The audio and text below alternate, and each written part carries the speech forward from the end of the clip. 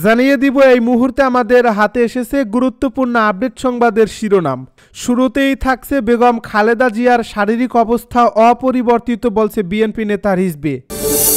এদিকে বিএনপি নেতা ফজলুর রহমানকে ট্রাইব্যুনালের তলব, চাইলেন ওকালতির সনদ। আরও থাকছে ঈশ্বরদীতে জামায়াত বিএনপির সংঘর্ষের ঘটনায় পাল্টাপাল্টি মামলা, গ্রেপ্তার ৫। এদিকে শ্রীলঙ্কায় বন্যায় ১৫৯ জনের মৃত্যু, জরুরি অবস্থা জারি। সব শেষে জানিয়ে দিব বেগম খালেদা জিয়ার অসুস্থতার কারণে বিজয় মশাল রোড শো স্থগিত করছে বিএনপি।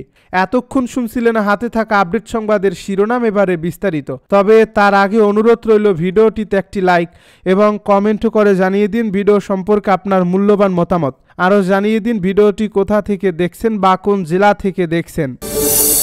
বেগম খালেদা জিয়ার শারীরিক অবস্থা অপরিবর্তিত বলছে রিজভী। বিএনপির চেয়ারপারসন বেগম খালেদা জিয়ার শারীরিক অবস্থা অপরিবর্তিত রয়েছে বলে জানিয়েছেন দলটির সিনিয়র যুগ্ম মহাসচিব রুহুল কবির রিজভী। তিনি জানান, নতুন করে অবনতি হয়নি।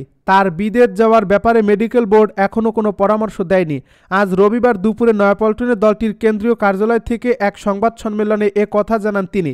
বেগম খালেদা জিয়ার শারীরিক অবস্থা প্রসঙ্গে বিএনপি নেতা রিজভী বলেন, আজকে সর্বশেষ যতটুকু শুনেছি তার শারীরিক অবস্থা অপরিবর্তিত রয়েছে এবং তার বিদেশ যাওয়ার ব্যাপারে মেডিকেল বোর্ড এখনও কোনো পরামর্শ দেননি। চিকিৎসকদের বরাত দিয়ে রুহুল কবির রিজভী বলেন, বেগম খালেদা জিয়ার চিকিৎসকদের কাছ থেকে শুনেছি অবনতিশীল হয়নি, কিন্তু তাই বলে খুব একটা উন্নতি হয়েছে ও এরকম আমরা খবরও পাইনি। তার শারীরিক অবস্থা অপরিবর্তিত রয়েছে। বেগম খালেদা জিয়া দ্রুত সুস্থ হয়ে উঠবেন বলে প্রত্যাশা করেন তিনি। এ সময় তার সুস্থতার জন্য দলের নেতাকর্মী সহ জনগণকে দোয়া করার আহ্বান জানান রুহুল কবির রিজভী। এদিকে সংবাদ সম্মেলনে জানানো হয়েছে, বেগম খালেদা জিয়ার শারীরিক অবস্থার কারণে এবছর বিজয় দিবস উপলক্ষে মশাল প্রজ্বলন কর্মসূচি স্থগিত করা হয়েছে।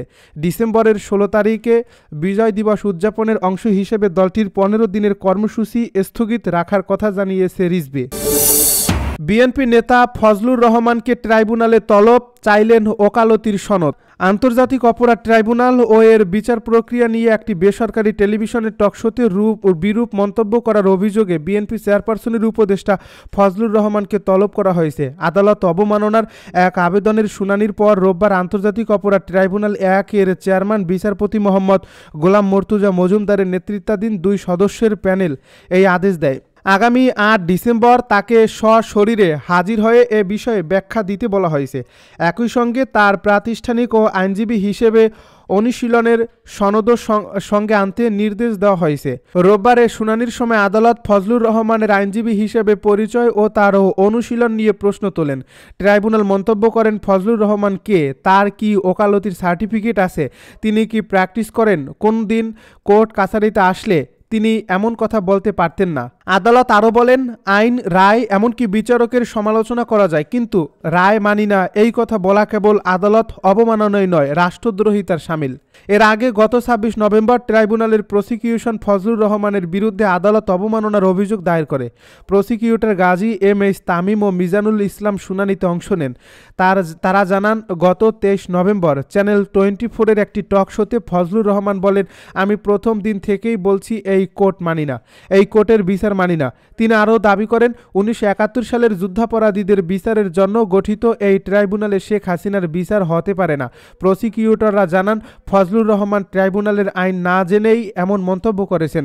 প্রসিকিউটর গাজী এম.এইচ তামিম আদালতে বলেন, ফজলুর রহমান নিজেকে ৪৪ বছরের অভিজ্ঞ আইনজীবী দাবি করলেও তারা যাচাই বাছাই করে দেখেছেন তিনি ১৯৯২ সাল থেকে আইন পেশায় আছেন, যা প্রায় ৩৩ বছরের অভিজ্ঞতা। এ সময় প্রসিকিউশন জানায়, ফজলুর রহমান বিএনপির একজন উপদেষ্টা এবং আগামী নির্বাচনে কিশোরগঞ্জ ৪ আসন থেকে মনোনয়ন প্রত্যাশী। এছাড়া জুলাই বিপ্লব নিয়ে মন্তব্য করায় বিএনপি তাকে একবার সাময়িকভাবে বরখাস্ত করেছিল বলেও আদালত তাকে অবহিত করা হয়। ঈশ্বরদীতে জামায়াত বিএনপির সংঘর্ষের ঘটনায় পাল্টাপাল্টি মামলা, গ্রেপ্তার ৫। পাবনার ঈশ্বরদীতে বিএনপি ও জামায়াতে ইসলামীর নেতাকর্মীদের মধ্যে সংঘর্ষের ঘটনায় পাল্টাপাল্টি মামলা হয়েছে। গতকাল শনিবার রাতে এই মামলার পর পুলিশ অভিযান চালিয়ে জামায়াতের 2 জন, বিএনপির 3 জন কর্মীকে গ্রেপ্তার করছে। আজ রোববার বিকেলে তাদের আদালতের মাধ্যমে কারাগারে পাঠানোর প্রক্রিয়া চলছে। বিএনপির এই মামলায় পাবনা 4 আসনে জামায়াতে মনোনীত প্রার্থী ও জেলার আমির অধ্যাপক আবু তালেব মণ্ডলকে প্রধান আসামি করা হয়েছে। অন্যদিকে জামায়াতের এই মামলায় স্থানীয় শাহপুর ইউনিয়ন কৃষক দলের আহ্বায়ক মক্কেল মৃধাকে প্রধান আসামি করা হয়েছে। মামলা ও গ্রেপ্তারের বিষয়টি নিশ্চিত করেছেন ঈশ্বরদী থানার ভারপ্রাপ্ত কর্মকর্তা আসমা আব্দুন নূর। পাশাপাশি এই ঘটনার দিন অস্ত্র হাতে গুলি ছোড়া যুবক জামায়াতের কর্মী বলে দাবি করেন তিনি বলেন, ঘটনার পর ওই যুবকের ছবি সামাজিক যোগাযোগ মাধ্যমে ছড়িয়ে পড়লে তার পরিচয় শনাক্ত করছে পুলিশ। তবে আজ দুপুর পর্যন্ত তাকে গ্রেপ্তার করা সম্ভব হয়নি। তাকে গ্রেপ্তারে অভিযান চালানো হচ্ছে। পাবনা 4 আসনে বিএনপির চেয়ারপারসনের উপদেষ্টা ও জেলার আহ্বায়ক হাবিবুর রহমান দলীয় মনোনয়ন পেয়েছেন। আসনটিতে জামায়াতের প্রার্থী জেলা শাখার আমির আবু তালেব মণ্ডল।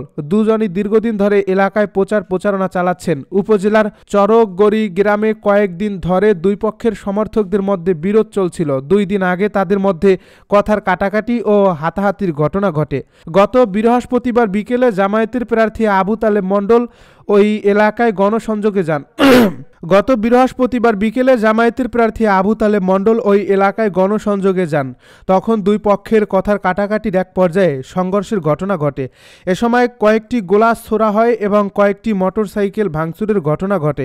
এতে দুই পক্ষের অন্তত 25 জন আহত হন। পরে স্থানীয় লোকজন তাদের উদ্ধার করে ঈশ্বরদী উপজেলা স্বাস্থ্য কমপ্লেক্স ও রাজশাহী মেডিকেল কলেজ হাসপাতালে ভর্তি করেন।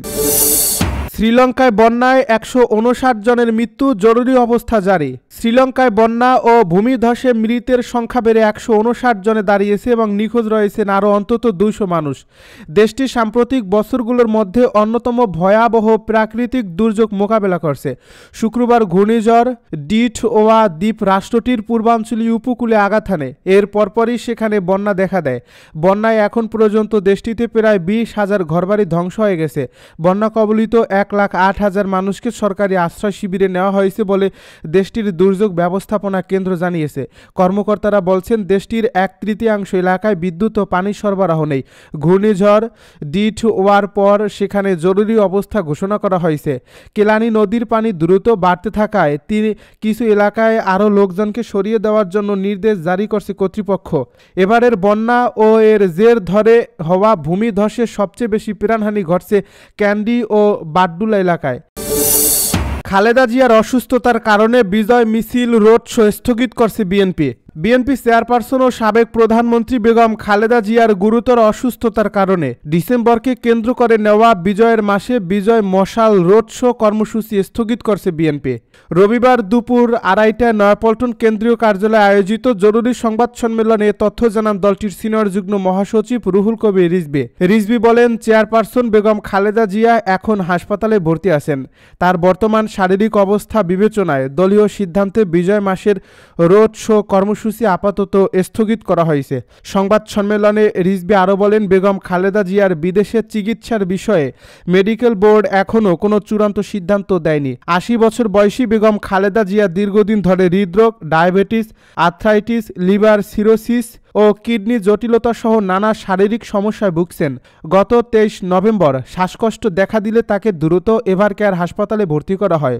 বর্তমানে তিনি হাসপাতালের ক্রিটিক্যাল কেয়ার ইউনিটে রয়েছেন। দলীয় নেতারা জানিয়েছেন, বেগম খালেদা জিয়ার শারীরিক অবস্থার উন্নতি না হওয়া পর্যন্ত বড় কোনো রাজনৈতিক কর্মসূচি ঘোষণা না করার সিদ্ধান্ত নিয়েছে বিএনপি।